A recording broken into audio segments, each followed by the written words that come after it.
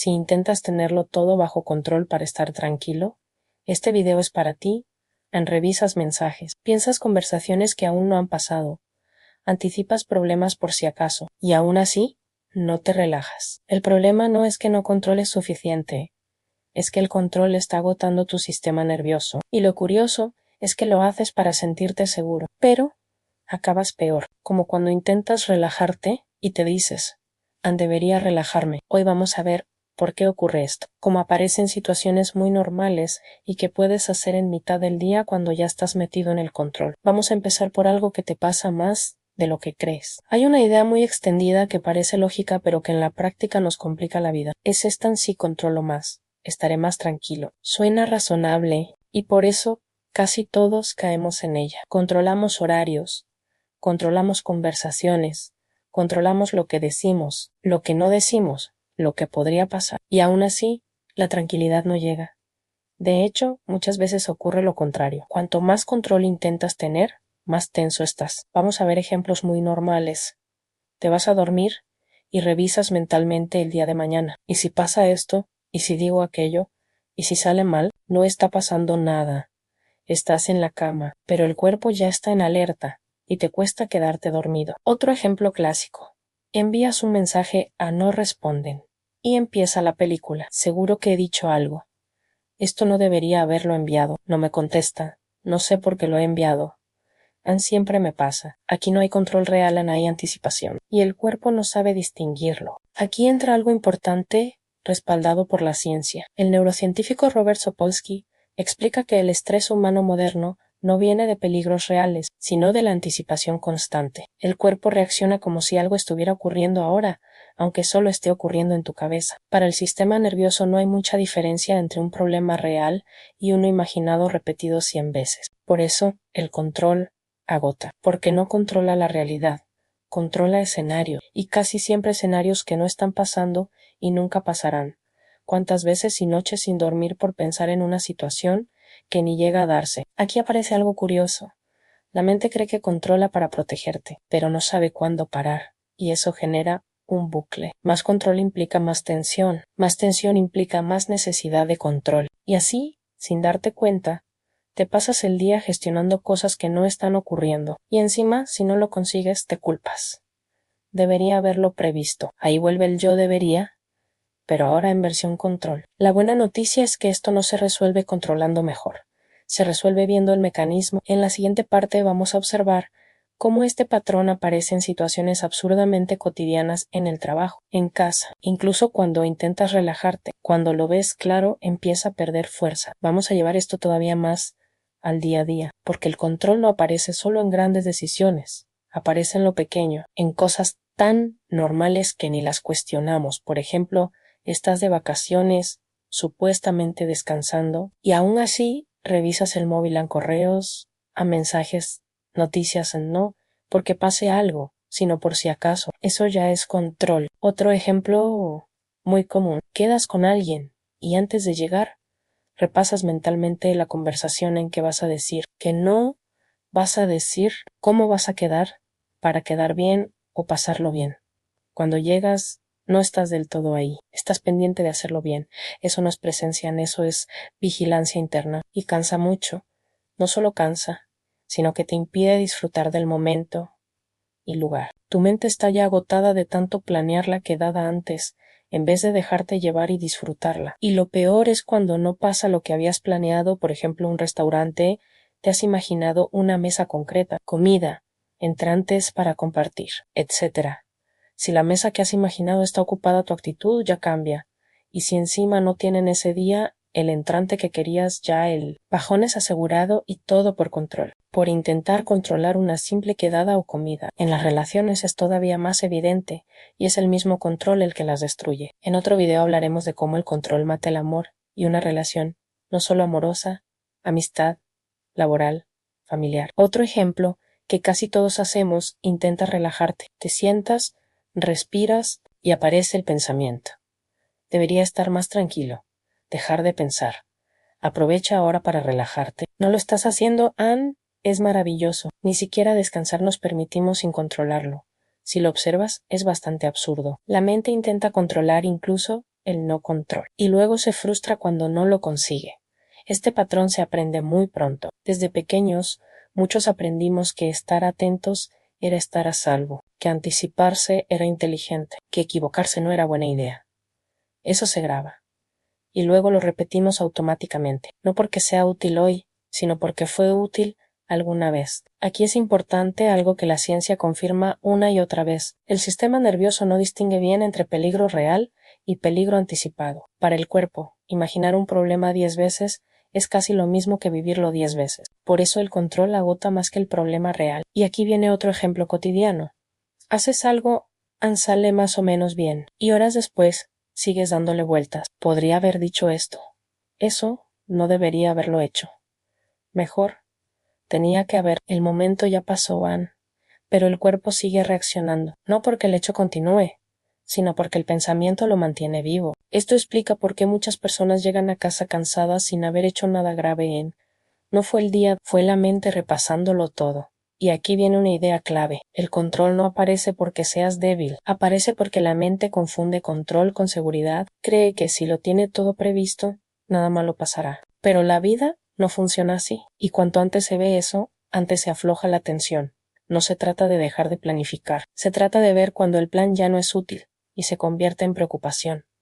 El problema no es pensar, es no parar de pensar. En la siguiente parte vamos a dar un giro importante, vamos a ver cómo empezar a soltar el control sin volverte pasivo, sin dejarte llevar y sin pasar de todo. Y vamos a proponer una práctica muy simple, aplicable en mitad del día cuando ya estás metido en el lío, no en la teoría. En la vida real, vamos a entrar ahora en el momento exacto en el que el control aparece y nadie se da cuenta, ese momento en el que dices, estoy bien, pero no.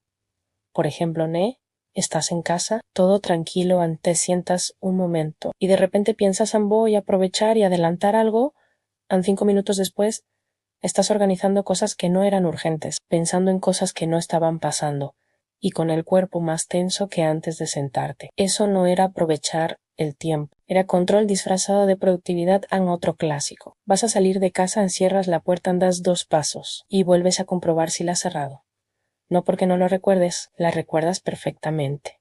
Pero por si acaso, ese por si acaso es el control hablando bajito. Y lo curioso es que, si no vuelves a comprobar, la mente no se queda tranquila. Empieza a imaginar escenarios dignos de película. Que si la luz, el agua vas a inundar el bloque, y los vecinos, la vitro va a incendiar la casa. Y así tu mente entra en bucle y lo que es peor, con un malestar y preocupación, una ansiedad de fondo que no te deja tranquilo. Sientes que algo no está o no va bien y ya desconectas del presente, de la conversación con tus amigos, respondes en automático y ni te enteras de lo que va la conversación.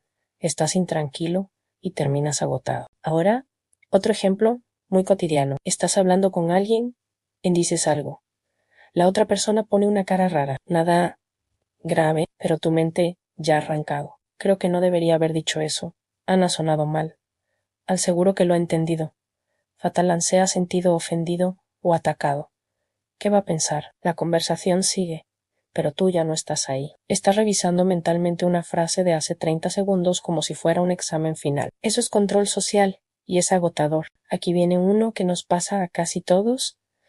Te vas a dormir. El cuerpo está cansado, pero la mente dice antes de dormir voy a pensar un poco y ese un poco se convierte en revisar conversaciones, anticipar mañana, recordar algo de hace 5 años y por supuesto una escena imaginaria que nunca va a ocurrir. Y todo esto sin levantarte de la cama. Eso sí que es multitarea. Si esto te resulta familiar, suscribirte es simplemente una forma de seguir trabajando estos patrones sin perder los siguientes pasos. Aquí entra un dato científico que ayuda a entender por qué esto pasa. El neurocientífico Robert Sapolsky explica que el estrés humano moderno no viene del peligro real, sino de la anticipación constante. El cuerpo reacciona igual si el problema es real o si solo está siendo imaginado una y otra vez. Para el sistema nervioso, pensar.